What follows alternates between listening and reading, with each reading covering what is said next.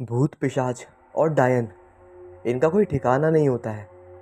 ये जहाँ चाहे वहाँ पर अपना घर बसा लेते हैं।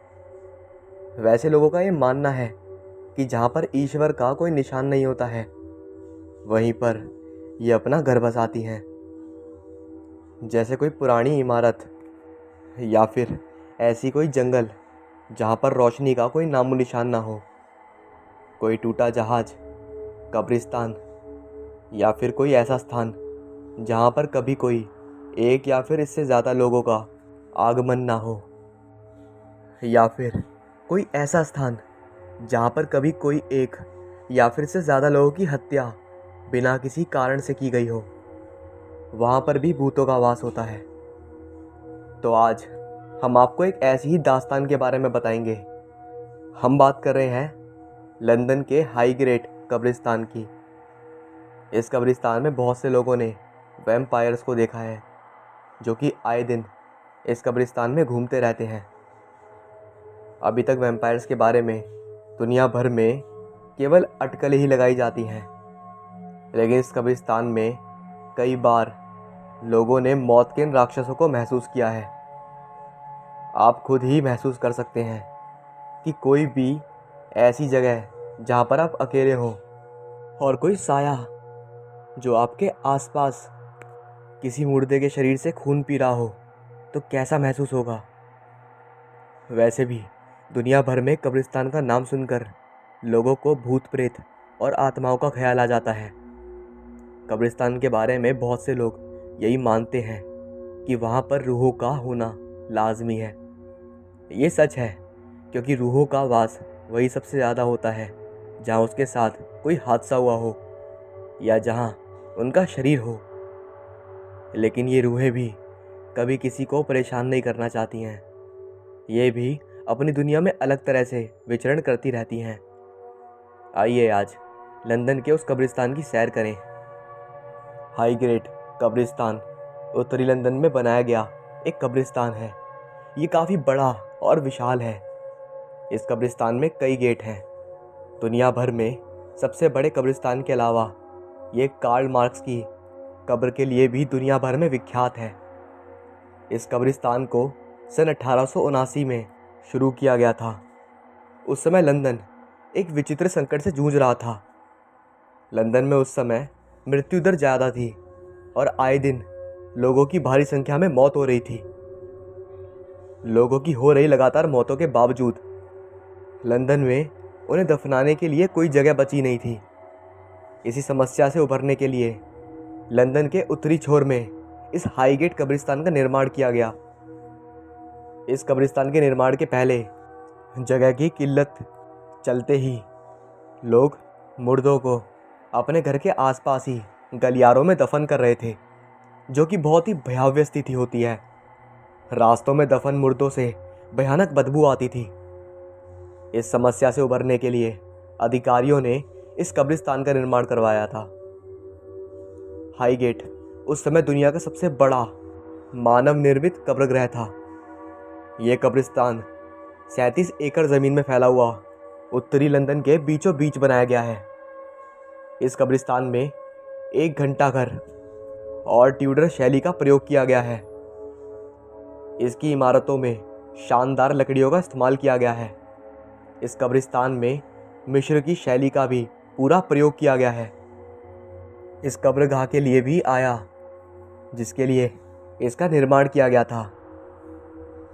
पहली बार इस कब्रिस्तान में 26 मई 1839 को लिटिल विंडमिल स्ट्रीट की एलिजाबेथ जैक्सन को दफनाया गया और इसी के साथ सिलसिला शुरू हुआ तो आज तक जारी है। यह कब्रिस्तान बहुत ही बड़ा है और इसमें ना जाने कितने लोग दफन हैं। जहाँ पर एक साथ ज़मीन में इतने लोग दफन होंगे, वहाँ रूहों और आत्माओं का दिखना तो लाजमी ही होगा। इस कब्रिस्तान में भी बहुत सी ऐसी रूहें हैं जो गाहे बगाहे लोगों को दिख जाती हैं। कई बार लोगों को इसका आभास होता है और उनके साथ कोई हादसा हो जाता है। इस कब्रिस्तान में कई बार वैम्पायर्स को देखा गया है और उन्हें महसूस भी किया गया है। सबसे पहला मामला जो प्रकाश में आया था वो था सन 1970 में, जब स्कूल की 2 छात्राओं ने कब्रिस्तान में एक किनारे एक वैम्पायर को बैठा देखने का दावा किया था। उन दोनों छात्राओं का कहना था कि जब वो स्कूल से लौट रही थी और जब वो कब्रिस्तान के पास पहुंची तो उस समय शाम हो गई थी और हल्का हल्का अंधेरा शुरू हो गया था। उसी समय उन्हें कुछ अजीब सी आवाज़ सुनाई दी जो कि कब्रिस्तान की तरफ से आ रही थी। उस समय जब उन्होंने कब्रिस्तान की तरफ देखा तो वह एक आदमी जैसा कोई बैठा और कब्र से शव को निकालकर उनका खून पी रहा था। इसके अलावा इस हादसे के एक हफ्ते बाद ही एक और मामला सामने आया जहां एक प्रेमी जोड़ा जो कि दावा कर रहा था कि उन्होंने भी वैम्पायर को देखा है।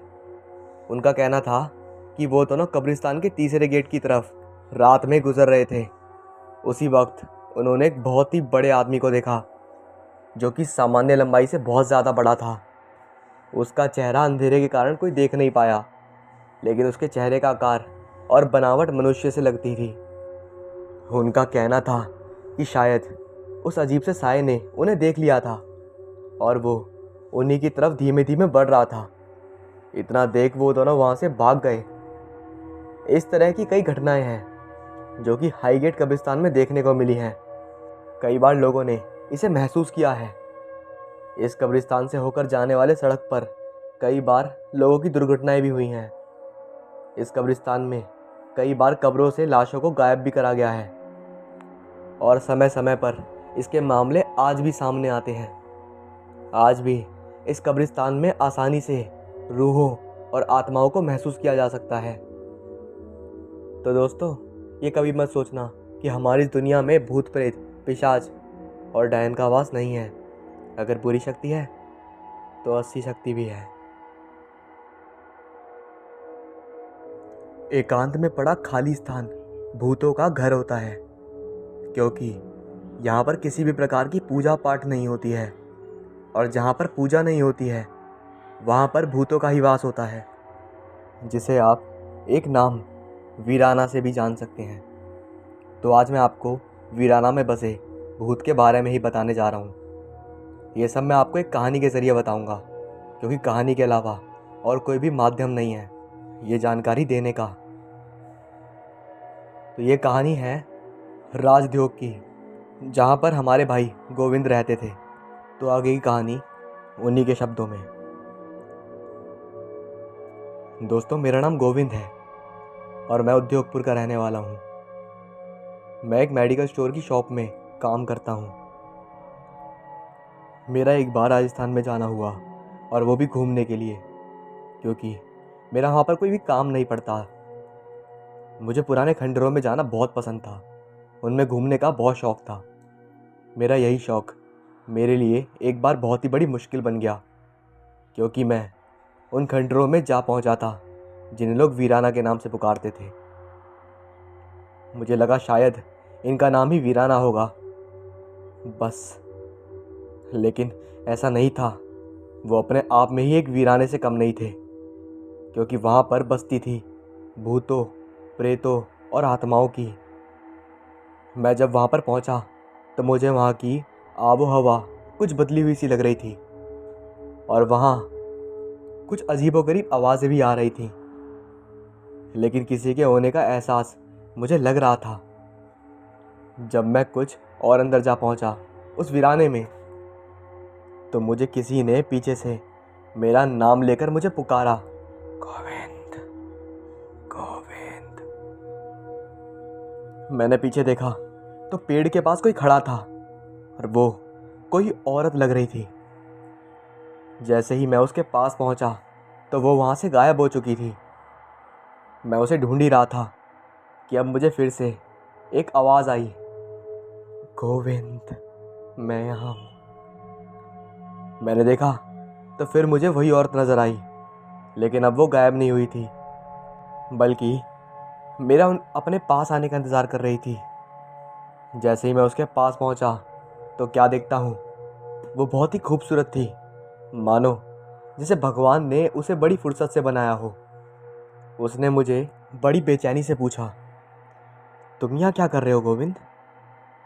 तो मैंने उससे पूछा, तुम मेरा नाम कैसे जानती हो? तो उसने मुझे कहा, मैं तुम्हारा ही यहाँ इंतज़ार कर रही हूँ, बरसों से। मैंने कहा बरसों से? उसने कहा हाँ। वो तुरंत ही एक चुड़ैल के रूप में बदल गई और मुझ पर झपट पड़ी, लेकिन मेरे गले में हनुमान जी का लॉकेट होने के कारण वो मुझ पर हमला नहीं कर पाई और मैं वहाँ से भाग निकला और अपनी जान मैंने वीराने के पास बने हुए एक मंदिर में जाकर बचाई। मैं सुबह होने तक वहीं पर रुका रहा। जब सुबह हुई तब मैं वहाँ से बाहर निकला और बच पाया। तभी से मैंने वीराना खंडरों में जाना बंद कर दिया, क्योंकि वहाँ पर इंसान नहीं बल्कि भूत रहते हैं।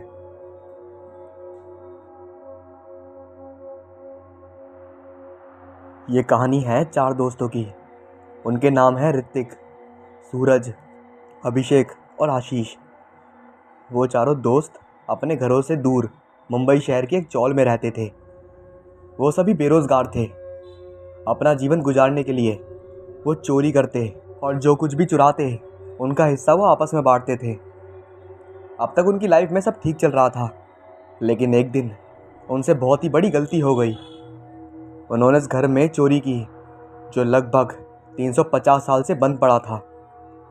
उस घर से उन्हें एक ताबीज़ मिला जो कि लूथर की पत्नी लीजा का था। वो अपने ताबीज़ से बहुत प्यार करती थी, हमेशा उसे गले से लगा कर रखती थी। जब वो चारों दोस्त उस घर में चोरी करने गए तो उन्होंने एक अलमारी के बॉक्स में रखा वो ताबीज़ देखा जो कि पूरा सोने का बना था। उसकी कीमत आज के समय में लगभग 100 करोड़ से भी ऊपर की थी। वो सभी उस ताबीज़ को चुरा कर अपने साथ अपने घर ले आए, लेकिन उन्हें इस बात का बिल्कुल भी अंदाज़ा नहीं था कि वो अपने साथ अपनी ही मौत को लेकर आए हैं। ऋतिक ने बाकी 3 दोस्तों को उस घर की कहानी बतानी शुरू की। उस घर में मिस्टर लूथर और उनका परिवार रहता था। परिवार में मिस्टर लूथर और उनकी अपाहिज पत्नी ही थी, साथ में नौकर चाकर भी थे। एक दिन लूथर की पत्नी बहुत ही ज़्यादा बीमार हो गई और उन्होंने डॉक्टर को बुलाया। डॉक्टर ने लूथर से कहा कि आपकी पत्नी लीजा किसी की हवस का शिकार हो गई है, जिस कारण से वो लगभग 3 माह की प्रेग्नेंट है और उनकी प्रेग्नेंट ट्यूब ख़राब हो गई है। उन्हें हॉस्पिटल में एडमिट करना होगा, नहीं तो उनकी जान को खतरा हो सकता है।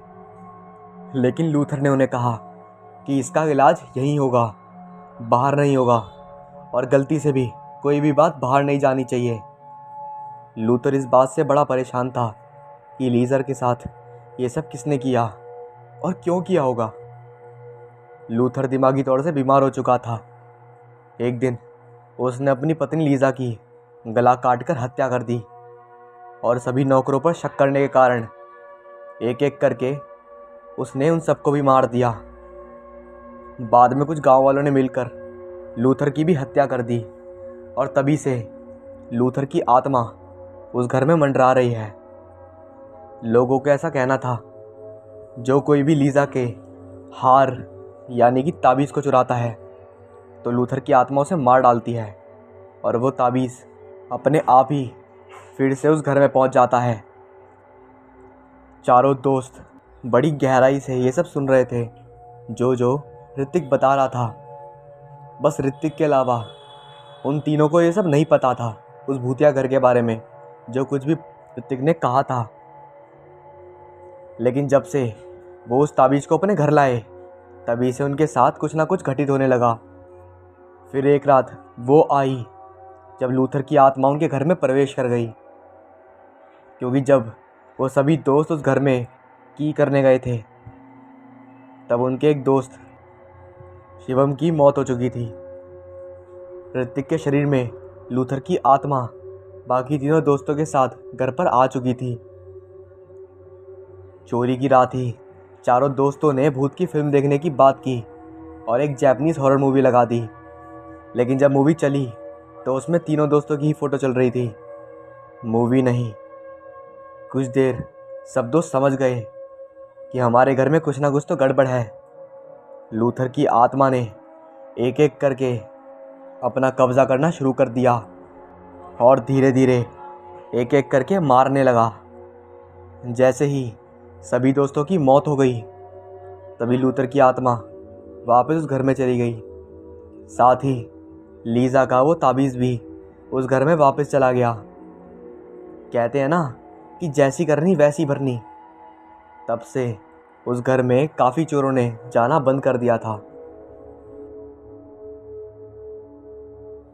मैक्सिको की ये दिलकश हसीना रहा करती थी मैक्सिको के उत्तर भाग में, और इसका असली नाम था मारिया, जो कि अपनी खूबसूरती के लिए आसपास के इलाकों में सुप्रसिद्ध थी।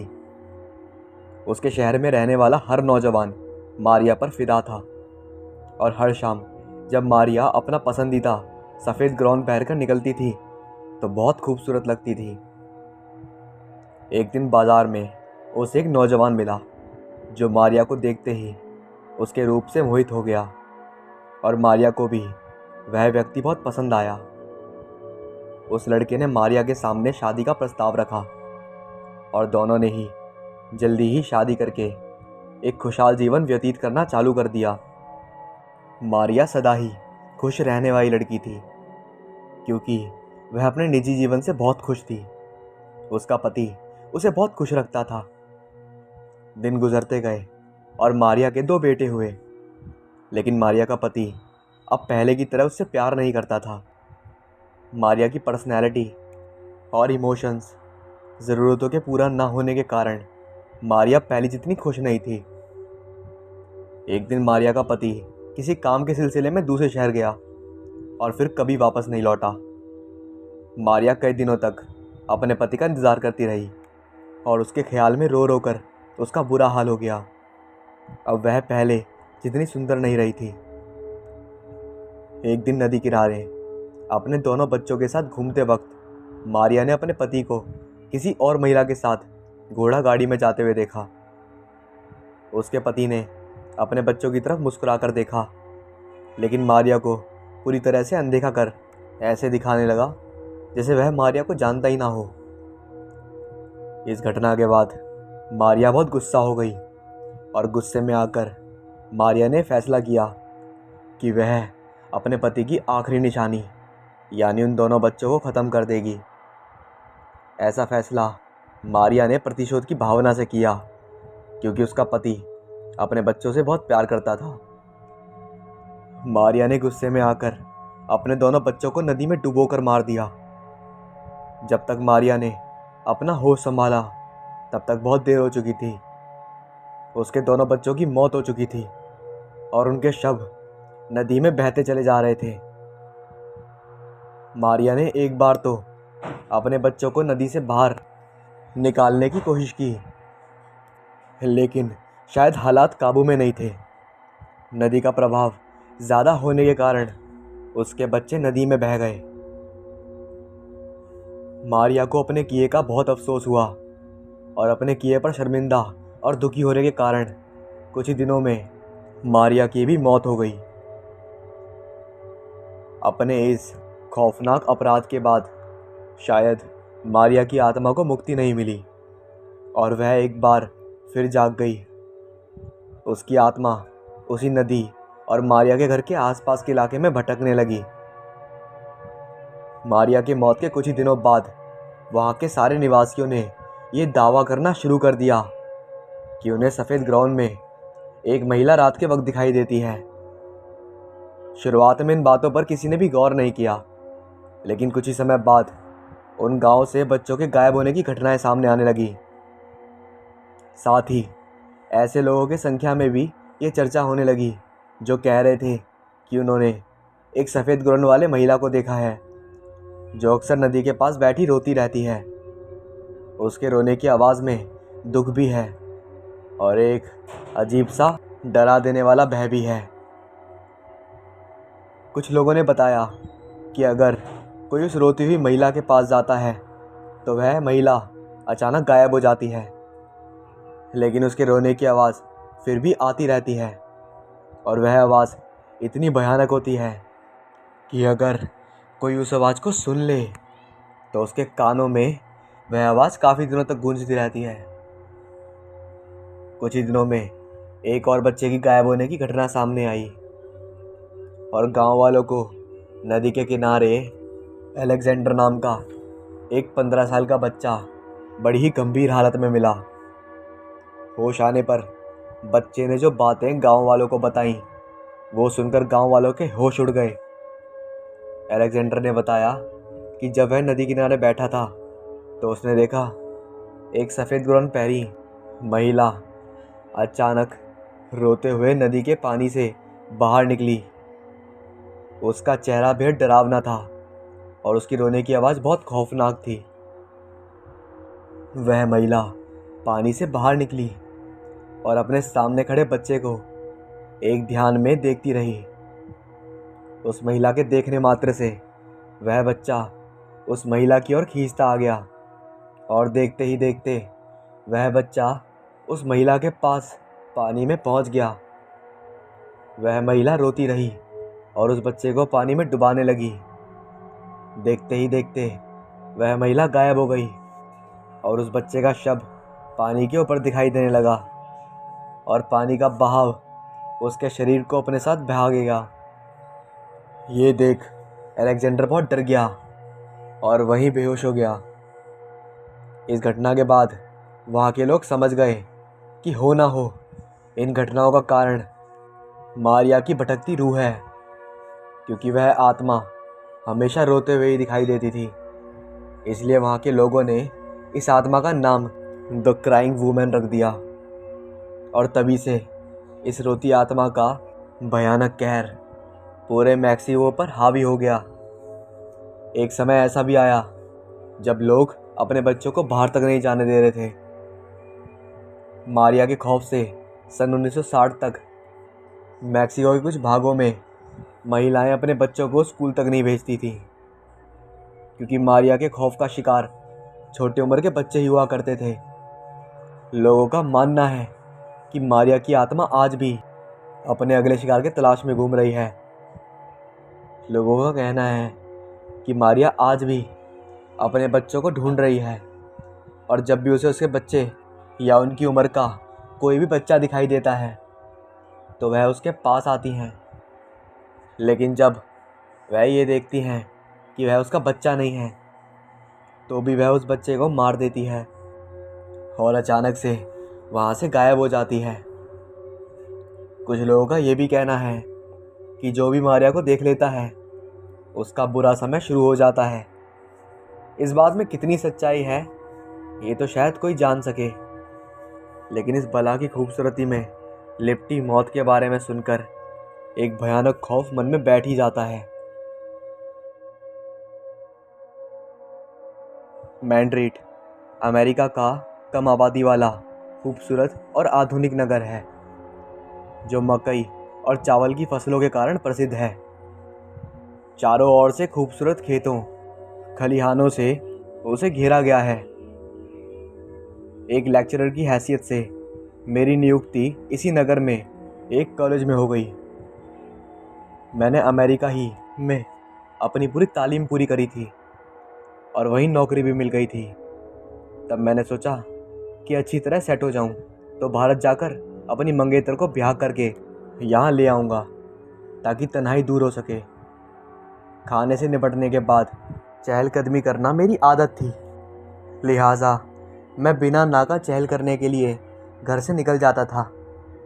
रोज़ाना की तरह उस रोज़ भी मैं चहलकदमी के इरादे से निकला तो अपने मकान मालिक से मिलने चला गया। मैंने एक कमरा किराए पर लिया हुआ था। अधेड़ उम्र में मकान मालिक अपनी उम्र की बीवी के साथ ग्राउंड फ्लोर पर रहता था। सीढ़ियाँ उतरते हुए मैंने बैग में, जो कि पिछली ओर था, एक जवान लड़की को झूला झूलते हुए देखा तो ख्याल आया कि शायद कोई मेहमान वगैरह आए होंगे। उस दिन के बाद मैंने अक्सर उस लड़की को अपने कमरे की खिड़की से झूला झूलते हुए देखा। वह भी मुड़कर मुझे देखती तो मैं मुस्कुरा देता, जवाब में वह भी मुस्कुरा देती। मैंने बहुत कोशिश की कि मकान मालिक से उस लड़की के बारे में पूछूं, मगर हिम्मत ही नहीं हुई। अमेरिका में वैसे तो लड़कियों से दोस्ती करने को बुरा नहीं माना जाता, लेकिन मैं इन मामलों में पड़ना नहीं चाहता था। साहिबा, मेरी मंगेतरी नहीं, मेरी पसंद भी थी और मैं जल्दी से उसे ब्याह के लाना चाहता था। जिंदगी एक रूटीन के अधीन गुजर ही रही थी। सप्ताह का अंत होने पर हम दोस्त कुछ गैदरिंग आदि रख ही लेते थे। एक दिन अजीब संयोग हुआ। मैं नाइट क्लास लेने के बाद कॉलेज की पिछली तरफ से घर जाने को निकला तो उसी लड़की को कॉलेज के बाग में टहलते हुए देखा, जो मुझे अपने कमरे की खिड़की से झूला झूलते हुए नजर आती थी। मैं ज़ाहिरी तौर पर उसकी तरफ बढ़ा। हेलो, क्या हो रहा है? मैंने मुस्कुराते हुए पूछा। बस ऐसे ही, ताज़ा हवा के लुत्फ़ उठा रहे हैं हम। लेकिन इस समय पर और यहाँ पर? हाँ, मुझे तन्हाई पसंद है। ओहो, फिर तो मैंने आपको डिस्टर्ब कर दिया। अरे नहीं नहीं, मैं आपके साथ ज़्यादा एंजॉय करूँगी। उसने पलकें उठाकर मुझे देखा तो मैं एक लम्हे को चकरा गया। उसकी गहरी नीली आंखें हद से ज़्यादा रोशन थी, मगर उसका चेहरा मुझे बेहद उदास लगा। फिर भी मैं उसकी आंखों के जादू में डूबने लगा। वाह, धीरे से मेरी तरफ बढ़ी। तभी, खान साहब, आप यहाँ क्या कर रहे हैं? कॉलेज के नाइट क्लीनर की आवाज़ वहाँ पर आई तो लड़की तेज़ी से बाहर निकल गई। कुछ नहीं, कुछ भी तो नहीं। मैं सिर पिटाकर बाहर निकल गया, लेकिन बाहर उस लड़की का नामो निशान तक नहीं था। घर पहुंचकर भी मेरे जहन पर उस लड़की की रोशन आंखें और उदास चेहरा छाया रहा। आखिर इस समाज का हिस्सा होते हुए भी वह इतनी अकेली क्यों है? यहाँ तो इस उम्र में लड़कियाँ बॉयफ्रेंड के बिना रह ही नहीं सकती। ये सोच सोच कर मैं थक गया तो उसका ख्याल जहन से झटक कर सोने की कोशिश करने लगा। अगले रोज़ मुझे रात को वापसी वह फिर स्कूल के अहाते में नजर आई। मैं तो भक्तियार उसकी तरफ चल पड़ा। कल तुम कहाँ गायब हो गई थी? मैंने पूछा। कहीं नहीं, बस मैं नहीं चाहती कॉलेज का स्टाफ मुझे यहाँ पर तुम्हारे साथ देखकर कोई गलत राय बनाए। तुमने अब तक अपना नाम नहीं बताया, वह बोली। Ellie Francis. तो क्या तुम मैनकोस फ्रांसिस की बेटी हो? मैंने अपने मकान मालिक का नाम लिया। हाँ, वह धीरे से बोली। लेकिन पहले तो तुम कभी नज़र नहीं आई। मैं पिछले हफ्ते कैलिफोर्निया से आई हूँ। उसने करीबी शहर का नाम बताया। अच्छा, क्या तुम मेरी दोस्त बनोगी? हाँ, क्यों नहीं। उसने अपना हाथ आगे बढ़ाया और मैंने खुश होकर थाम लिया। तुम्हारे यहाँ पर दोस्त क्यों नहीं है? मुझे यहाँ के लोग पसंद नहीं हैं। सबके सब खुदगर्ज, मतलबी और धन के लोभी बन गए हैं। उसके बाद मैं और एली दोनों गहरे दोस्त बन गए। अब हम हर जगह साथ जाते, लेकिन वह कहीं भी जाते हुए रात का समय ही देती थी। ये तुम हर जगह रात के समय जाना क्यों पसंद करती हो? एक बार मैंने पूछ लिया। रात मुझे बड़ी पुरसुकून लगती है। वैसे भी मुझे हंगामे और हुजूम पसंद नहीं, उसने जवाब दिया। मैं चुप हो गया। एक दिन ऐसी बात हुई जिसने मुझे चिंता में ग्रस्त कर दिया। उस दिन हम हार्ड नोज में चिकन बर्गर खाने गए। रेस्टोरेंट लगभग खाली था। मैंने 2 बर्गर का ऑर्डर दिया तो वेटर ने मुझे हैरानी से देखा था।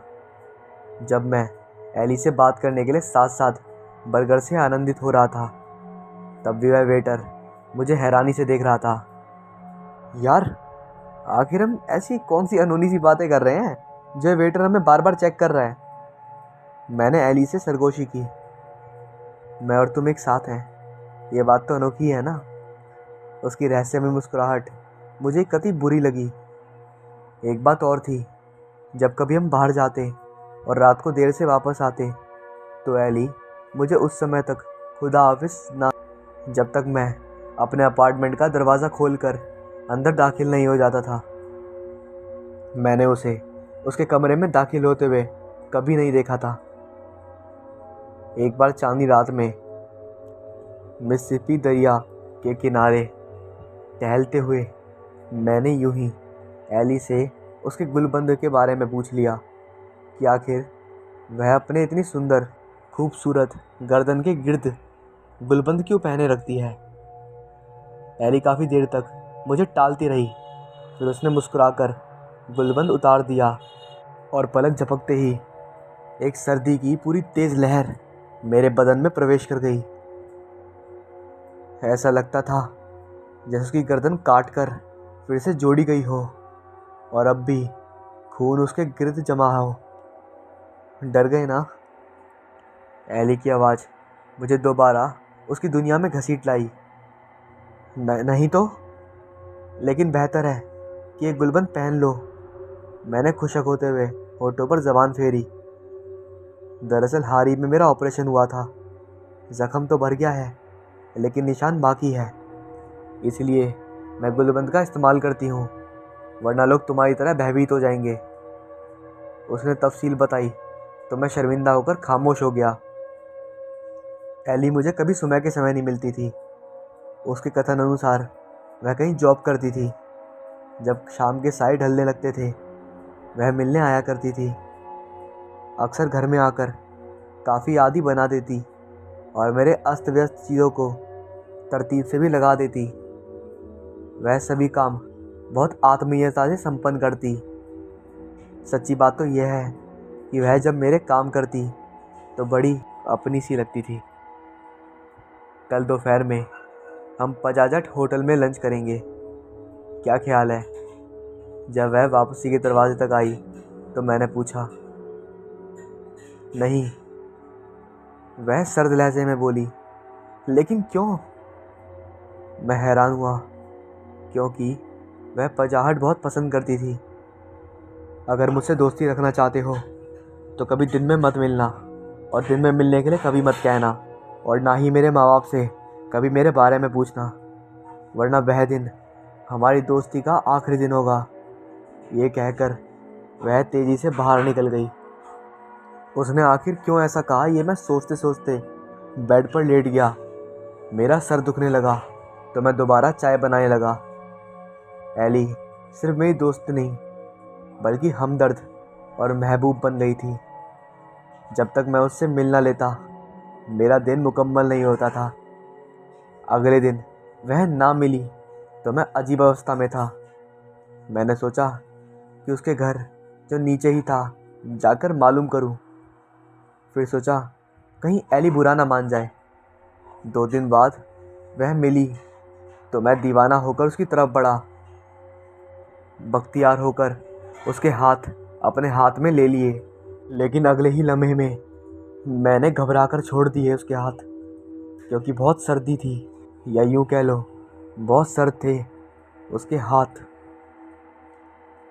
लगता है बहुत बेकरार थे मुझसे मिलने के लिए, उसने मुस्कुराते हुए कहा। हाँ, लेकिन तुम गर्म कपड़े क्यों नहीं पहनती हो? मैंने उसके सर्द हाथों को महसूस करते हुए पूछा। अब उनकी ज़रूरत जो नहीं रही, वह सरगोशी के अंदाज में बोली। तो मैं ना समझने वाले अंदाज में उसे देखने लगा। एली, मुझे तुमसे ज़रूरी बात करनी है।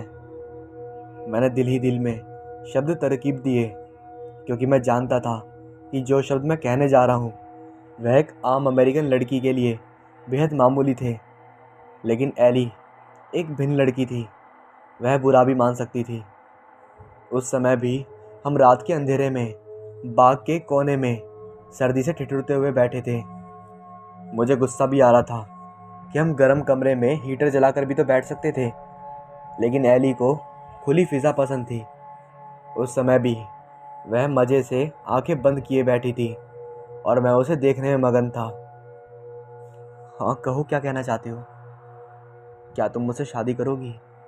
ये कहकर मैं उसकी आंखों में देखने लगा, जिनमें अब मोहब्बत की जगह अंगारे दहक रहे थे।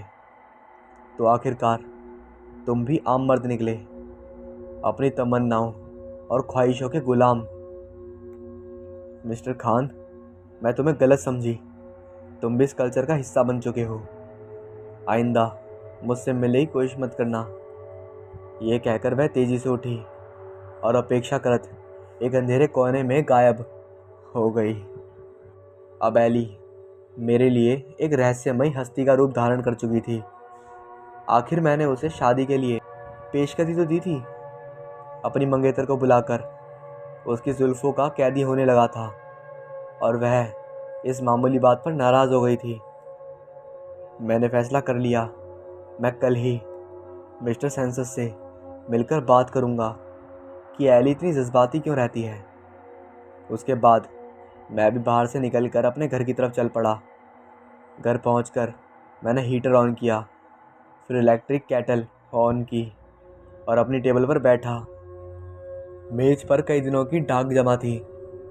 एक खत अम्मा का भी था जिसमें उन्होंने पहले ही सारी की सारी शादी की ताकीद लिख रखी थी। उस लम्हे मुझे अपने आप पर बड़ा गुस्सा आया कि मैं अपनी हकीकी मोहब्बत को भुलाकर व्यक्ति भावनाओं का सहारा तलाश करने निकल पड़ा था। मैंने जल्दी ही हिंदुस्तान वापसी जाने का इरादा कर लिया और आश्वस्त हो गया। कैटल ने सीटी थी तो मैं उठकर किचन में आ गया और ये देखकर विस्मय के समरूद में डूब गया कि एली किचन काउंटर से टेक लगाए खड़ी थी। उसकी आंखें अंगारे की तरह सुर्ख थी। दरवाज़ा तो मैंने लॉक किया था, फिर ये अंदर कैसे आ गई? मैंने दिल में सोचा, आखिर को मकान मालिक की बेटी है, यकीनन दूसरी चाबी होगी इसके पास। दिमाग ने दलील दी। तुम कैसे? मैंने अपनी घबराहट पर काबू करते हुए पूछा। तुमसे एक बदला चुकाना था। तुम एशियाई मर्द यहाँ आते हो अपने मकसद यानी नागरिकता के लिए, यहाँ की लड़कियों से शादी करते हो और ये ड्रामा करते हो और फिर अपनी वफादारियाँ बदल लेते हो। इतना सस्ता समझ लिया है तुमने हम लोगों को, और मैं ऐसे बेवफाओं को कभी माफ़ नहीं कर सकती। तुम भी अपने मंगेतर से बेवफाई करके यहाँ अपना मकसद निकालने के लिए मुझसे शादी करना चाहते हो, लेकिन अब मैं किसी के लिए सीढ़ी नहीं बन सकती। मैं तुम्हें ख़त्म कर दूंगी।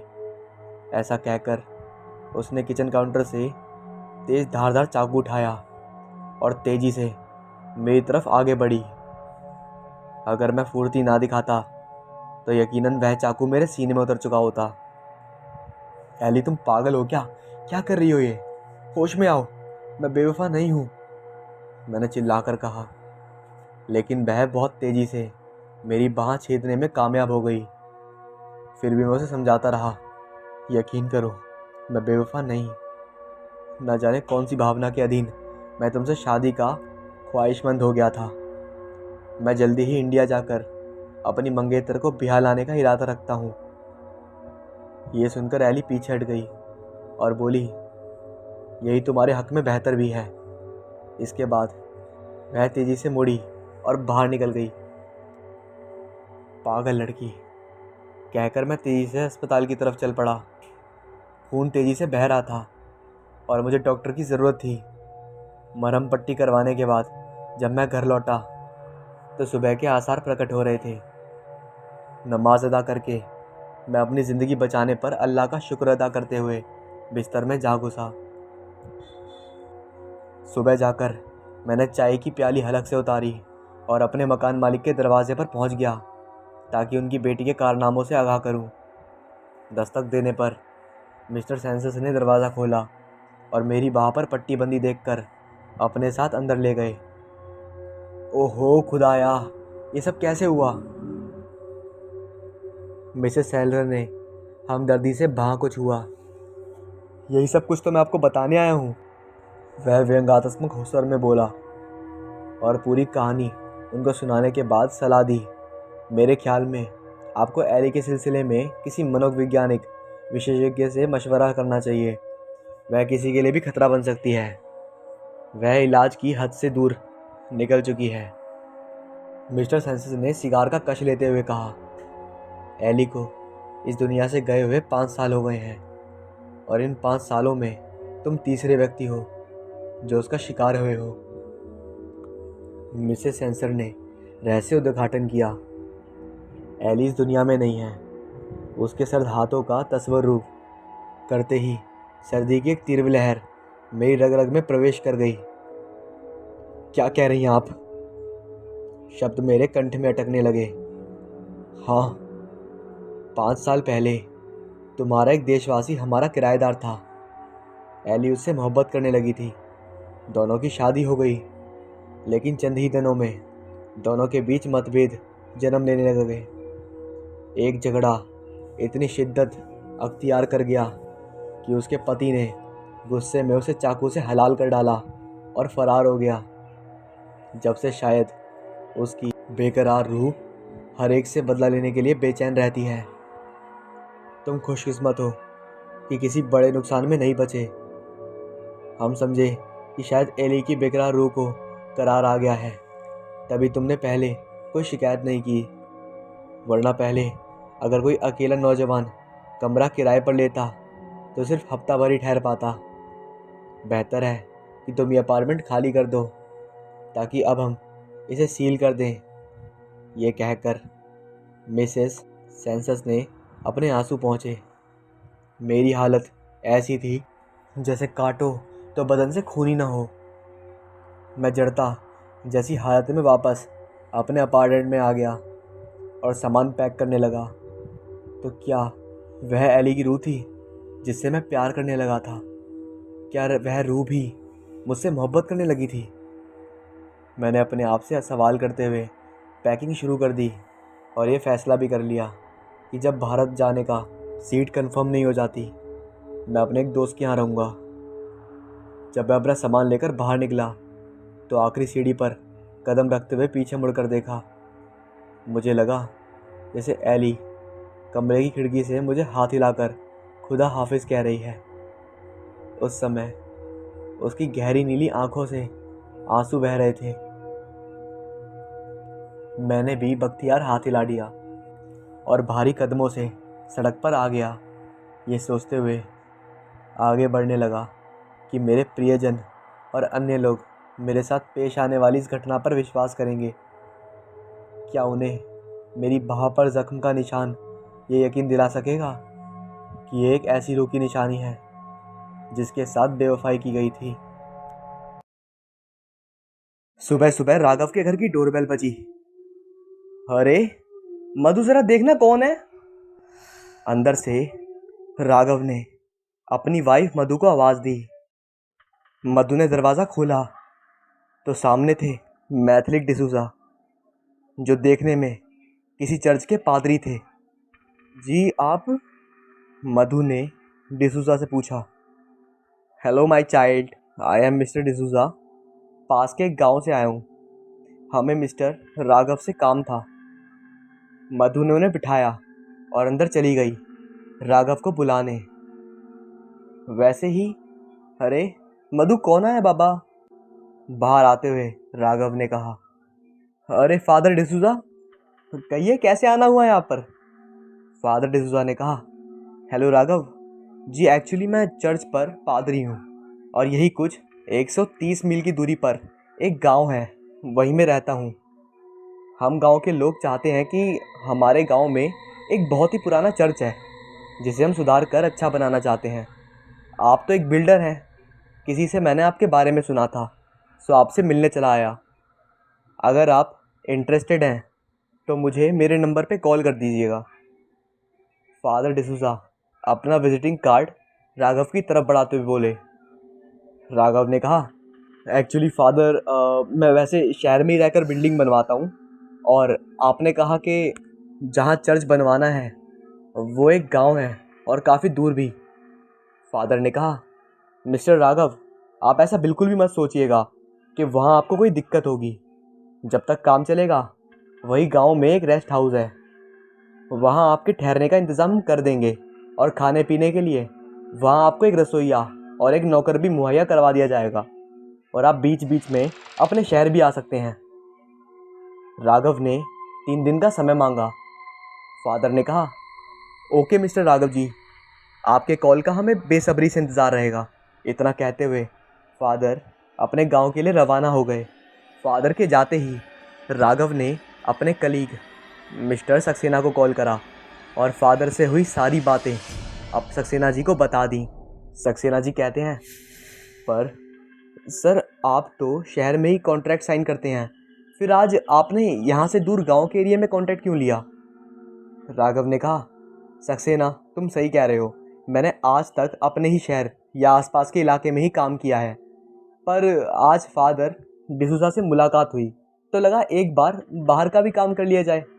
तुम एक काम करो, अंजलि को अभी ऑफिस बुला लो, मैं बस ऑफिस के लिए निकलता हूँ, और कल हमें फादर से बात करके उनके गांव भी जाना होगा, बाकी बात मैं ऑफिस में आकर बताता हूँ। इतना कहकर राघव जी अपनी गाड़ी में सवार होकर निकल पड़े। इधर फादर गांव पहुंचकर वहां मीटिंग में सभी गांव के लोगों से बात कर रहे थे कि राघव जी हमें फ़ोन करने का वादा किया है और शायद कल ही वो यहाँ आने वाले हैं। इतने में फादर का फ़ोन बजने लगा। फ़ोन राघव का था।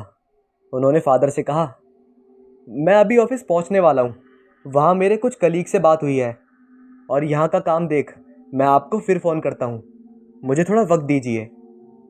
फादर ने कहा, जैसा आप ठीक समझें, हम आपके जवाब का इंतज़ार करेंगे। इतना कहकर उन्होंने फ़ोन डिस्कनेक्ट कर दिया। राघव जी ऑफिस में पहुंचकर अपने कैबिन में जाते हैं। वहाँ अंजलि और सक्सेना जी पहले से ही मौजूद थे। राघव जी ने कहा, अंजलि हमें एक चर्च है जो कि लगभग 250 साल पुराना है, उसे नई तरीके से रेनोवेट करने का कॉन्ट्रैक्ट मिला है और कल हमें वहाँ जाना भी है। तुम तो चल ही रही हो, पर सक्सेना तुम्हें भी आना होगा हमारे साथ। वहाँ काम कैसे और कब से स्टार्ट करना है वहाँ जाकर देखते हैं, उसके बाद वापस आकर मज़दूरों को लेकर तुम रवाना हो जाना। मैं और अंजलि वहीं पहुँच जाएंगे। सक्सेना जी ने राघव जी से पूछा, सर उस गांव का नाम क्या है? राघव जी ने अपनी जेब से फादर का दिया विजिटिंग कार्ड निकाला। उसमें उनका एड्रेस और गांव का नाम था। गांव का नाम था रावपुर। रावपुर? ये सुनकर सक्सेना चौंक जाता है और कहता है, सर नहीं नहीं सर, ऐसा नहीं हो सकता, हमें नहीं जाना वहाँ। उस गांव में, वो शापित गांव है, सुना है वहाँ कोई भयानक आत्मा का प्रकोप है सर। न, न, नहीं सर, उस कॉन्ट्रैक्ट को ईश्वर के लिए रिजेक्ट कर दीजिए। What a nonsense mister Saxena, ये क्या उलझुल की बातें कर रहे हो तुम? आत्मा का प्रकोप, व्हाट द हेल? सक्सेना, नहीं सर, मैं सच कह रहा हूँ, मैंने बहुत से लोगों के मुंह से सुना है, वहाँ के किस्से, वहाँ की बातें सर। सक्सेना, उफ, आप जानते हैं ना मैं इन सब बातों पर विश्वास नहीं करता, फिर भी आप, फॉर गॉड सेक, आगे से ये बेवकूफ़ी भरी बातें मेरे सामने मत करिएगा। हमें कल सुबह वहाँ के लिए जाना है और आप भी आ रहे हो, बस। सक्सेना जी अंजलि को साथ लिए कैबिन से बाहर चल देते हैं। अंजलि, तुम यहाँ का काम कितना और बचा है वो देखो। और हाँ सक्सेना, सुनो, तुम अंजलि के साथ वो पास वाली हाउसिंग कॉलोनी का साइट देखो कि और कितना बचा है। वहाँ मज़दूरों को सब समझा दो और कहना अगले हफ्ते हमें रावपुर रवाना भी होना है। अंजलि ने कहा, सर हाउसिंग कॉलोनी का काम ऑलमोस्ट हो गया है, 1-2 दिन में कंप्लीट भी हो जाएगा। Very good Anjali. अंजलि सक्सेना के साथ साइट के लिए निकल जाती है। इधर राघव फादर को कॉल करके बताता है कि फादर, हम कल सुबह वहाँ के लिए निकल रहे हैं और वहाँ का सेटअप शाम में वापस हो जाएंगे, फिर देखते हैं काम कब से स्टार्ट करना है। ओके राघव जी, जैसा आप ठीक समझें। अगली सुबह राघव जी, अंजलि और सक्सेना कुंदरपुर के लिए रवाना होते हैं। सक्सेना का बुरा हाल था, वो डर से कांप रहा था। उस शापित गांव में जाने के लिए वो डर रहा था। एक अनजाने डर को सक्सेना ने भांप रखा था। राघव जी अपनी कार ड्राइव कर रहे हैं। बाजू की सीट में सक्सेना जी बहुत डरे हुए खामोश बैठे हैं। पिछली सीट में अंजलि है। अरे सक्सेना, किस सोच में पड़े हो भाई? सक्सेना जी ने आस्थाना जी की चुप्पी तोड़ते हुए बोला, कुछ नहीं, कुछ नहीं सर। सक्सेना, तुम भी कहाँ की फालतू की बातें लेके बैठे हुए हो? अरे जैसा तुम सोच रहे हो वैसा कुछ भी नहीं होगा उस गांव में। देखना, वहाँ का काम बस सेट हो जाए। वहाँ लाइन अप हमें जल्दी से करके अगले हफ्ते मजदूरों को लेकर काम चालू करवाना है। पर पर सर वो, अरे पर वर कुछ नहीं, मारो गोली सबको। अब सभी शहर से काफ़ी दूर आ गए हैं। गाड़ी अपनी पूरी रफ्तार में बढ़ रही है, मानो उसे भी अपनी मंजिल में पहुंचना हो। दोपहर 2 बजे तक वो लोग रावपुर पहुंच गए। कुछ दूर चले कि तभी गांव के मुख्य द्वार, वहां पहुंचते ही राघव जी ने किसी आदमी से फादर डिसूजा के बारे में पूछा, तो उस आदमी ने आगे चौराहे से सीधा मुड़ के जाने को कहा। राघव जी ने गाड़ी उसी तरफ बढ़ा ली जहां उस आदमी ने कहा था। आगे एक पुराना चर्च दिखा तो उन्होंने गाड़ी रोक ली। तभी सामने से सफ़ेद लिबास, गले में जीसस क्राइस्ट का लॉकेट और हाथ में एक किताब लिए फादर डिसूजा दिखे। Oh hello Mister Raghav, welcome to Raopur. आपको आने में तकलीफ तो नहीं हुई? राघव जी ने कहा। Oh not at all father. Raghav ji अपने साथ आए हुए सक्सेना जी और अंजलि से इंट्रोडक्शन करवाते हैं। तभी पीछे से कोई फादर को आवाज़ देता है, उन्हीं की तरफ आता दिखाई देता है। नज़दीक आने पर वो फादर को पुकारने वाला युवक 22 से 23 साल का गोरा चिट्टा लड़का, बेहद खूबसूरत सा नौजवान, जिसे फादर ने सबसे मिलवाया। फादर ने कहा, मीट माय बॉय थॉमस। ये बचपन से हमारे साथ रहता है। इसके मम्मी पापा एक एक्सीडेंट में चल बसे, तब से हम इसको पाल पोस के बड़ा किए हैं। राघव जी ने उस युवक से हैंडशेक किया। अंजलि ने भी उसे हाय कहा। अंजलि और थॉमस को एक बार को एक दूसरे से अट्रैक्शन हो गया।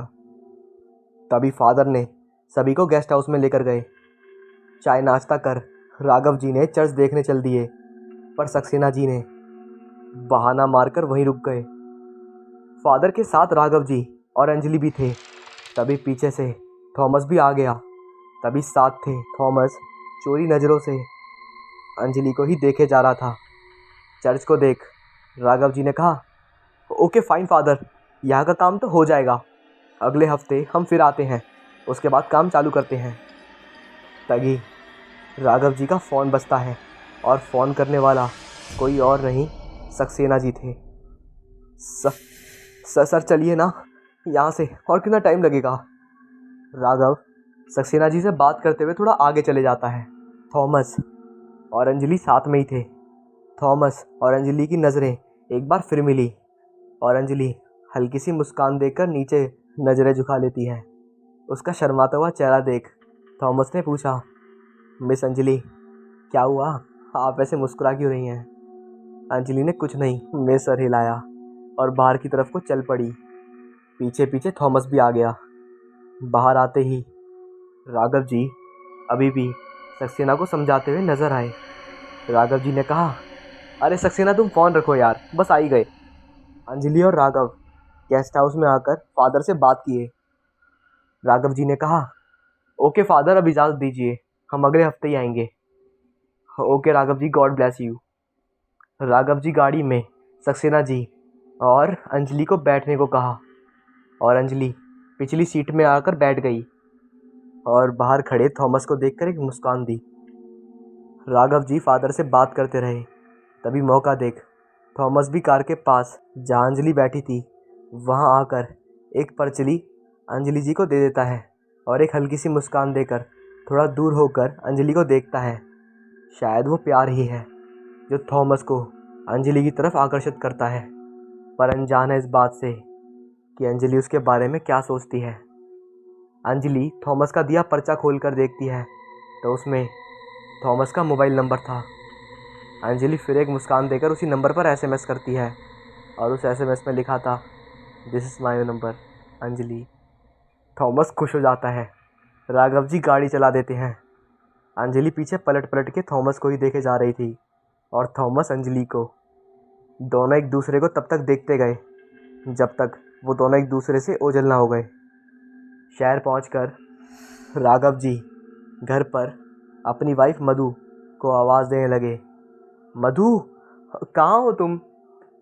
इतने में मधु भी आ गई और आते ही उसने कहा, अरे आ गए आप, इतने लेट कैसे हो गए? और उस कॉन्ट्रैक्ट का क्या हुआ? लगभग खुशी से उछलते हुए राघव जी ने मधु को गोद में उठाते हुए कहा, ओ माय डार्लिंग, मुझे वो कॉन्ट्रैक्ट मिल गया और अगले हफ्ते ही हम काम चालू कर देंगे। अरे वाह, ये तो बहुत ही खुशी की बात है, मधु ने कहा। अच्छा, फ्रेश हो जाइए, मैं डिनर लगाती हूँ। रात 12 बजे राघव मधु को गले लगाता है। दोनों एक दूसरे के बहुत ही करीब थे। एक दूसरे की गर्म सांसों को दोनों महसूस करने लगे। राघव मधु के चेहरे को हल्का उठाकर उसके गुलाब से होठों को अपने होठों में मिला देता है। दोनों एक दूसरे से गूंथते चला जाते हैं। राघव जी मधु को बाहों में कस के पकड़ लेते हैं और चुंबनों की बौछार करने लगते हैं। एक दूसरे के वस्त्रों से आज़ाद कर दोनों काम क्रीड़ा में लिप्त हो जाते हैं। उसके उभारों को सहलाते, जभी लिथमों को सहलाते, मधु भी उनका पूरा साथ देती और कुछ देर में दोनों एक गर्म लावा सा महसूस कर बर्फ़ की तरह ठंडे पड़ जाते और एक दूसरे से अलग होते। दोनों के चेहरों में एक अलग सी मुस्कान थी। मधु की आंखें भी बंद थी। अगले दिन मधु और राघव जी नाश्ते के टेबल पर थे। तभी राघव जी का कॉल आया। ऑफिस से सक्सेना जी ने कॉल किया। राघव जी ऑफिस के लिए निकलते हैं और सक्सेना को बुलाते हैं। दोनों हाउसिंग कॉलोनी का जायज़ा लेते हैं और मज़दूरों को अगले हफ्ते रावपुर जाने को बताते हैं। अंजलि अभी भी थॉमस के ख्यालों में खोई हुई थी, कश्मकश में थी। थॉमस को कॉल करे या नहीं, और करे भी तो क्या बात करे। फ़ोन लेकर उसका नंबर डायल करती, फिर कटकर शर्म सी आती। अब उसे इंतज़ार है तो बस अगले हफ्ते का। उधर थॉमस को भी। अंजलि अपने बेड में लेटी हुई थॉमस के ख्यालों में है। अंजलि एक गोरी चिट्टी शहरी काया की एक खूबसूरत युवती है जिसे शायद पहली नज़र में थॉमस से प्यार हो गया है। बस उसी की याद में करवटें बदल रही है। यही हाल उधर थॉमस का भी है, बस अंजलि के ख्यालों में खोया हुआ था। आग दोनों जगह बराबर लगी थी, पर बात करने की हिम्मत दोनों में नहीं थी। अंजलि थॉमस के ख्याल में खोई हुई थी कि तभी अचानक से अंजलि का फ़ोन बजने लगा। हड़बड़ाकर अंजलि ने फ़ोन उठाया तो उसके बाँह से खिल उठे, क्योंकि फ़ोन थॉमस का था। हेलो। हाय अंजलि, कैसी हो? हाय थॉमस, मैं ठीक हूँ, आप सोए नहीं? नींद आंखों से कोसों दूर है अंजलि, थॉमस ने जवाब दिया। अंजलि चुटकी लेते हुए कहा, तो पास बुला लो, आ जाएगी। थॉमस ने भी एक लंबी सांस लेते हुए कहा, नहीं जी, अभी नहीं आएगी। अंजलि ने कहा, क्यों, अभी क्यों नहीं? उसके आने में अभी 1 हफ्ते हैं। थॉमस के कहने का मतलब अंजलि समझ रही थी, पर अंजाम बनकर कहने लगी, उसे भी आपके पास आने की बेसब्री से इंतज़ार है थॉमस जी। जी, ये कैसे कह सकती हैं आप अंजलि? थॉमस चौंकते हुए बोला।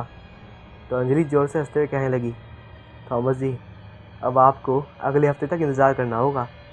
इतना कहकर अंजलि मुस्कुरा देती है। नहीं अंजलि, अब इंतज़ार नहीं, प्लीज़ आ जाओ, अब इंतज़ार नहीं होता तुम्हारा। मैं जब से तुम्हें देखा है बस तुम्हें ही सोचने लगा हूँ, उठते बैठते सोते गाते बस अब तुम हो। लगभग एक ही सांस में थॉमस ने दिल की बात जुबान और लाकर रख दी। अंजलि ने भी अब अपनी सारी झिझक भूल गई। थॉमस से कहने लगी, सच थॉमस, क्या तुम मुझसे प्यार करते हो? हाँ अंजलि, इससे कहीं ज़्यादा। ओ थॉमस, हम ज़रूर मिलेंगे, बस 1 हफ्ते और इंतज़ार कर लो। और दोनों एक दूसरे में खो जाते हैं। फिर अंजलि कहती है, रात बहुत हो गई है, अभी आप भी सो जाओ, कल ऑफिस भी जाना है, कल से वहाँ आने की तैयारी भी शुरू हो जाएंगी। Okay Anjali, good night. दोनों फ़ोन रख देते हैं और एक दूसरे के बारे में सोचते सोचते सो जाते हैं। इधर राघव भी मधु के साथ बातें कर रहा था और उसे सक्सेना के बारे में वो सारी बातें शेयर कर रहा था जो सक्सेना उस गांव के बारे में कह रहा था। मधु भी कहती है, आप भी एक बार सोच लीजिए, कहीं कोई प्रॉब्लम तो नहीं है उस गांव में। सक्सेना जी कुछ भी तो अनाप शनाप तो नहीं कहेंगे। अरे मधु, तुम भी खामखा कुछ भी सोचने लगती हो। अब छोड़ो वो सब फालतू की बातें। और राघव जी मधु के होठों पर किस करने लगते हैं और फिर से दोनों अपने अंदर की गर्म ज्वालामुखी को बुझाते हैं।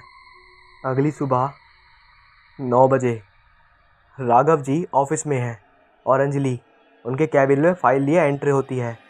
राघव जी ने कहा, अंजलि तुम और सक्सेना उस रावपुर के चर्च के नक्शे को ध्यान से रीड करो, क्योंकि कुछ दिन बाद वहाँ का काम शुरू हो जाएगा और फिर मज़दूरों को भी समझाना होगा कि किस तरह वहाँ काम करना है। और हाँ, तुम फादर डिसूजा को कॉल करो और उनसे मज़दूरों को ठहर करने की कह दो। और हमारे लिए जो गेस्ट हाउस में सारी तैयारियां थीं, क्योंकि हमें वहाँ तब तक रुकना होगा जब तक उस चर्च का काम कंप्लीट ना हो जाए। मेरे साथ मधु भी चलेगी, तो उसका भी इंतज़ाम करना होगा। ओके सर, मैं अभी कॉल करके पूछ लेती हूँ। कुछ देर बाद अंजलि राघव जी के कैबिन से बाहर आती है। सर, मैंने फादर से बात कर लिया है और उन्होंने यहाँ की सारी व्यवस्था करवा दी है, आप टेंशन ना लें। इसी तरह वो दिन भी आ जाता है। राघव जी, मधु और अंजलि और सक्सेना वहाँ पहुँच जाते हैं और सक्सेना जी मज़दूरों को लेकर पहले ही रवाना हो चुके हैं। राघव मज़दूरों को लेकर चर्च में दाखिल होते हैं और मज़दूरों द्वारा काम भी चालू हो जाता है। फादर डिसूजा, अंजलि और सक्सेना जी अब सब यहीं हैं। तभी एक मज़दूर आकर राघव जी को बताता है, सर, जहाँ मैं गेट बनाना है वहाँ बीचों बीच एक कब्र है, जिसे हमें वहाँ से कहीं और शिफ्ट करना होगा, वरना रास्ता नहीं बनेगा। ओह, तो तुम लोग क्या कर रहे हो? हटाने की तैयारी करो ना यार। फादर चौंकते हुए, क्या? नहीं, ऐसा अनर्थ मत करना, उस कब्र को मत छेड़ना, नहीं तो आफत आ जाएगी, उसका कहर हम सब पर नाजिल हो जाएगा। राघव जी, आप कोई और रास्ता बना दीजिए, कहिए तो दूसरी जगह से बना लीजिए। क्या फादर, आप भी इतने जानकार होकर भी आप इन सब बातों पर यकीन करते हैं? ऐसा कुछ भी नहीं होगा जैसा आप सोच रहे हैं, राघव ने फादर से कहा।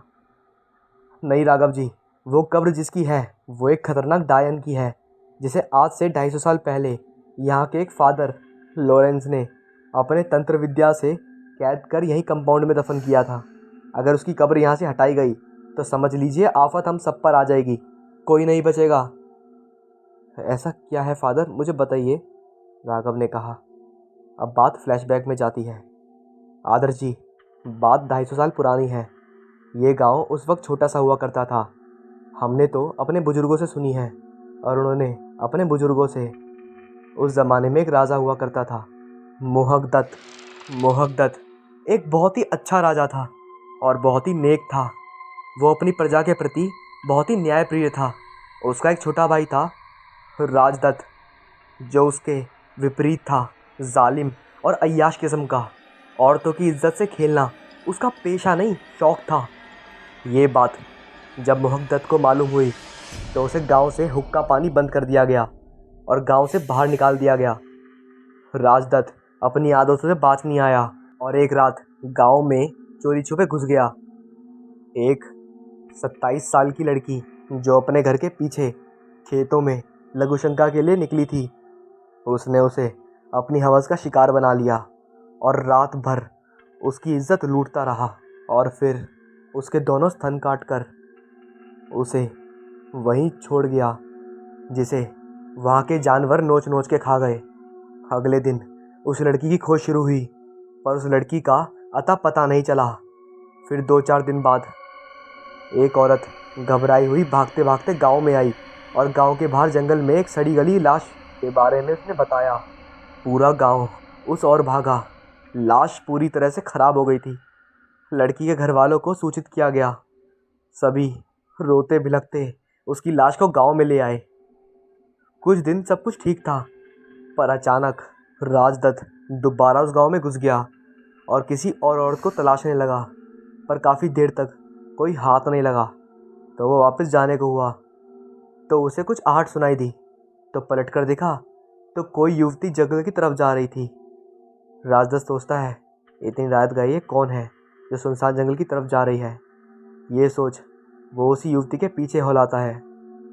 अभी कुछ दूर ही चला था कि यो युवती पलट के राजदत्त को देखती है, पर दोनों की दूरी ज़्यादा होने की वजह से और अंधेरे की वजह से राजदत्त कुछ समझ नहीं पाता और उसके करीब जाने लगता है। वो युवती चले जा रही है और पीछे राजदत्त अपनी हवस की भूख लिए उसके पीछे है। जंगल के बीचों बीच युवती को खड़ा देख राजदत्त उसके ठीक पीछे खड़ा हो जाता है और एक वहशी की तरह उस पर झपटने लगता है। तभी युवती पलटती है, जिसे देख राजदत्त का जैसे दिल बाहर आ जाता है। राजदत्त जिसके पीछे आया था वो एक भयानक डायन थी, जो ठीक राजदत्त के सामने खड़ी थी। भयानक शक्ल की, बाल ज़मीन तक लंबे, चेहरा कटा फटा हुआ जिससे खून रिस रहा था, पूरा सफ़ेद चेहरा, दांत बाहर की तरफ झुकले हुए थे और उसके दोनों स्तन कटे हुए थे। घुर्राते हुए वो राजदत्त के सामने आई और राजदत्त को काटो तो खून नहीं, हगलाते हुए कौन कौन हो तुम?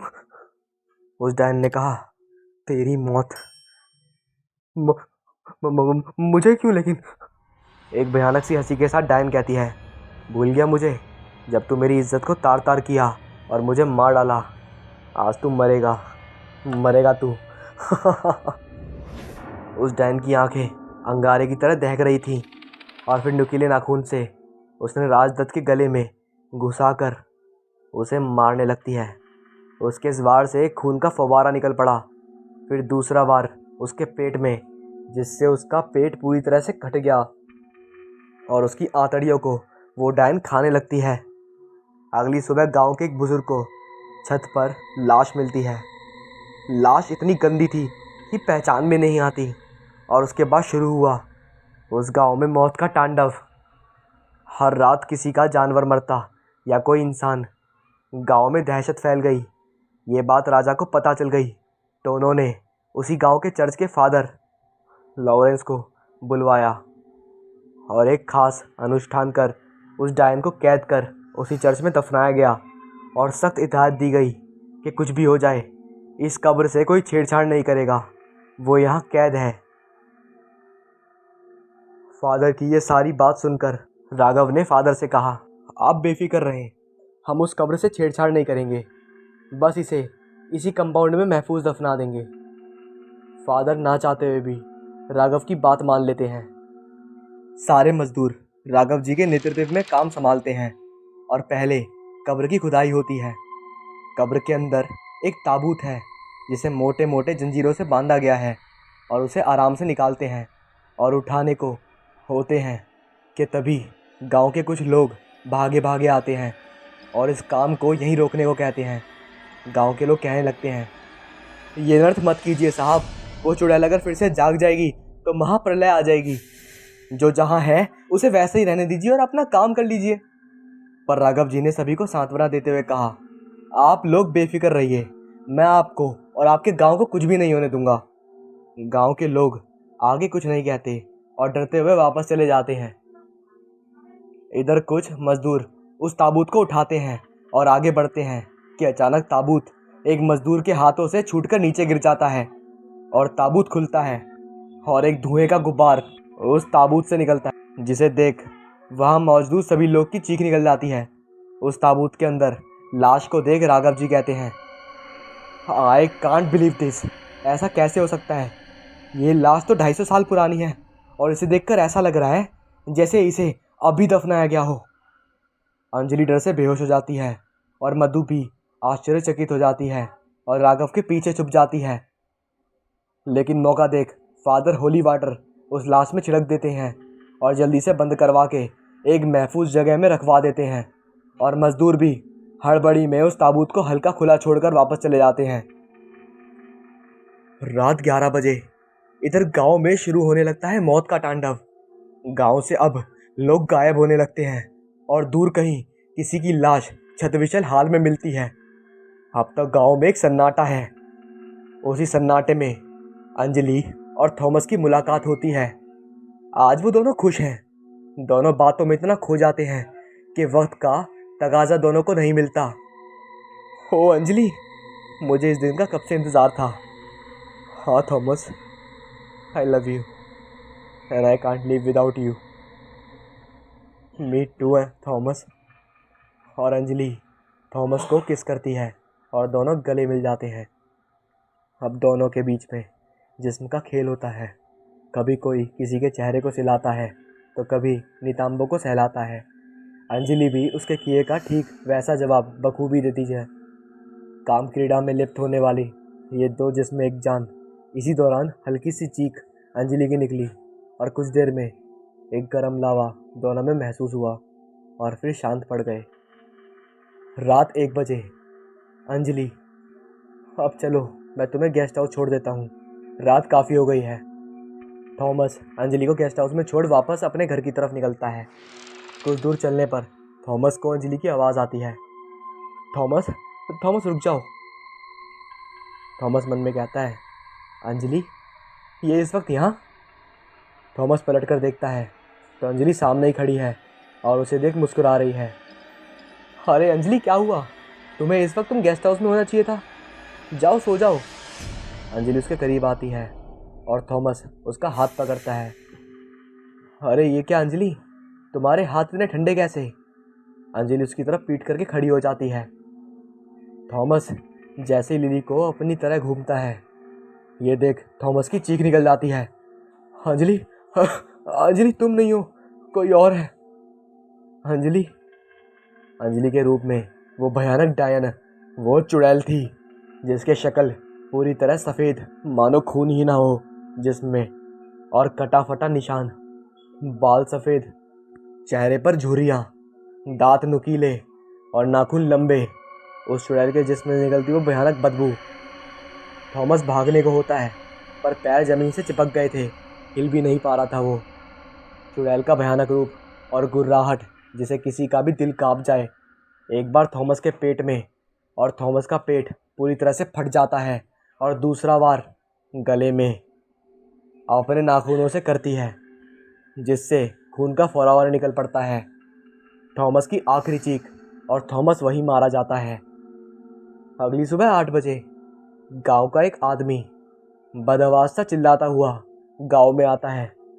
मार दिया, मार दिया, अब हम में से कोई नहीं बचेगा, वो मार देगी सबको। गांव में लोग इकट्ठा होने लगते हैं। अब राघव भी, सक्सेना जी और फादर जी भी वहां आ जाते हैं। अरे भाई क्या हुआ, क्यों चिल्ला रहे हो? और कौन किसको मार दिया, कौन मार डालेगा? अरे साफ साफ बताओ।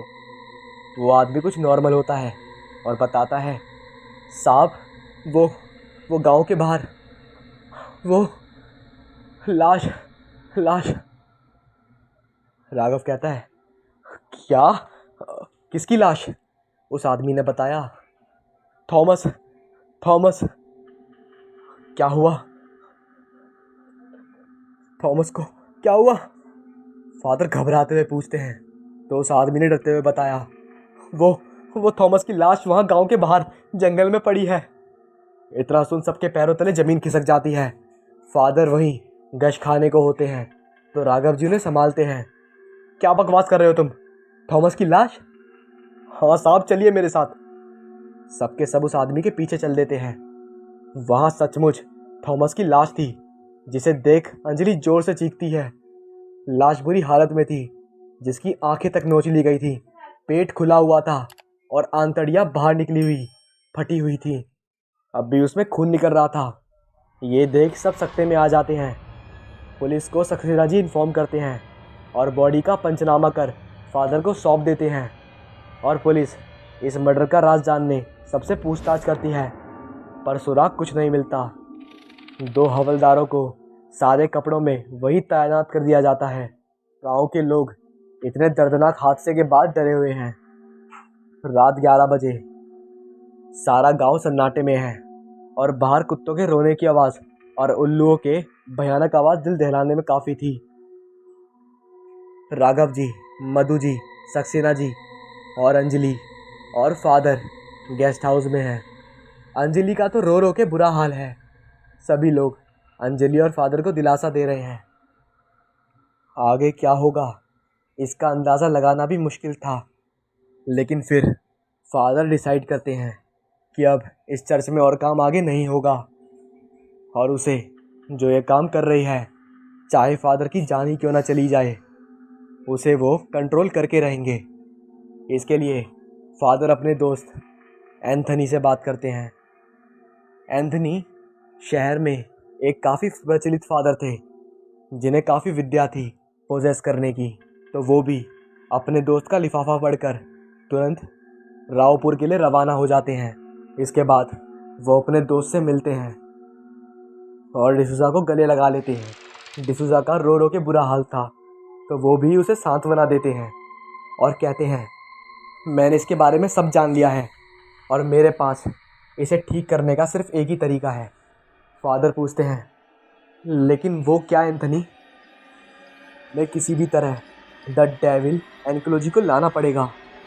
डेविल एनकोलॉजी एक बुक है जिसमें प्रेतों को काबू करने के उद्यानों का सबयोग बताया गया है, जिससे बड़े से बड़े प्रेत को काबू करा जा सकता है। लेकिन उसके तरीकों को प्रक्रिया में लाने के लिए कई लोगों की बलि चढ़ जाती है, क्योंकि उसमें प्रेत अनियोग हो जाते हैं, मतलब बाहर आ जाते हैं, जिससे प्रेतों पे काबू करना बहुत मुश्किल होता है। इसे काफ़ी सावधानी तरीके से करना पड़ेगा और याद रहे, उस ताबूत के पास कोई और नहीं होना चाहिए। उस समय एक चिड़िया का भी पर भी नहीं होना चाहिए वहाँ पर। ये बात वहाँ पर सबको ढंग से समझा दी जाती है।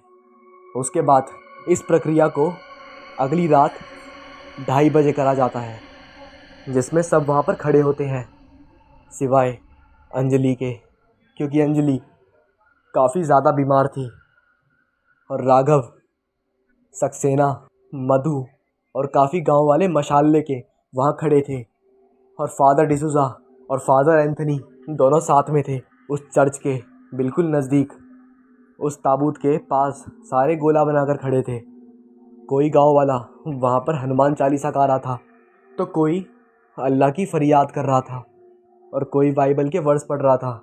लेकिन कुल मिला के सब उस डायन से बचना चाहते थे, क्योंकि काफ़ी लोगों के करीबी को वो डायन बेमौत मार चुकी है। तभी एंथनी कहते हैं, डिसूजा तैयार हो? क्या लगता है, हो पाएगा? डिसूजा कहते हैं, प्रेत से आज़ाद होने के लिए प्रेत की मदद ले रहे हैं। अब देखते हैं, सारी बातें जीसस क्राइस्ट पर है, वही बचाएंगे।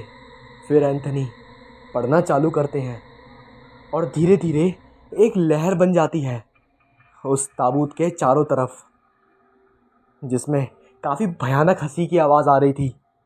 ऐसी आंधी जो साफ साफ किसी सफ़ेद रंग के बवंडर में तब्दील हो रही थी, जिसमें हम साफ साफ कई बूंदियाँ देख पा रहे थे जो ताबूत के चारों ओर घूम रही थी, किसी बवंडर की तरह।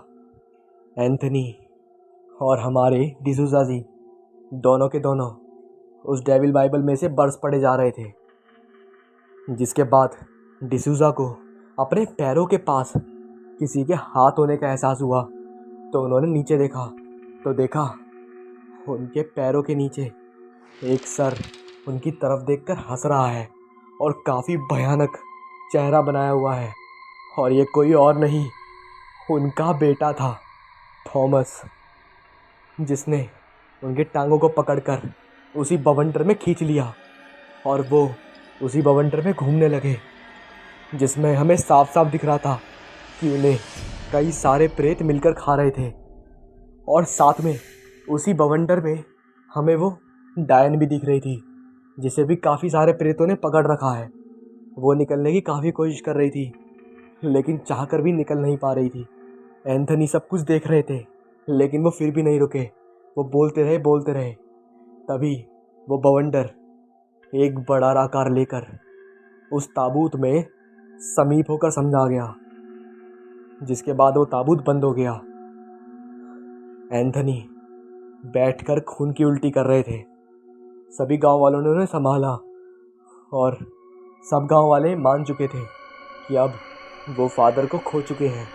लेकिन तभी एंथनी ने कहा, ध्यान रहे, इस ताबूत को एक ऐसी जगह गाड़ो जहाँ पर कभी कब्रिस्तान हुआ करता था, और ध्यान रखना इसे 600 मीटर नीचे गाड़ना है, क्योंकि ऐसा बुक में लिखा था, जिससे रेगुलेशन कम होगा।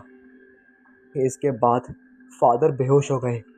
फिर उन्हें अस्पताल में भर्ती कराया गया और उसके बाद से गांव पूरी तरह से सही हो गया और नया चर्च भी बन गया, जिसके पास ही फादर डिसूजा की एक बड़ी सी मूर्ति बनाई गई उनकी याद में। दोस्तों, ये जो कहानी थी ये एक मनगढ़ंत कहानी है और मैं इसके लिए क्रेडिट देना चाहूँगा मन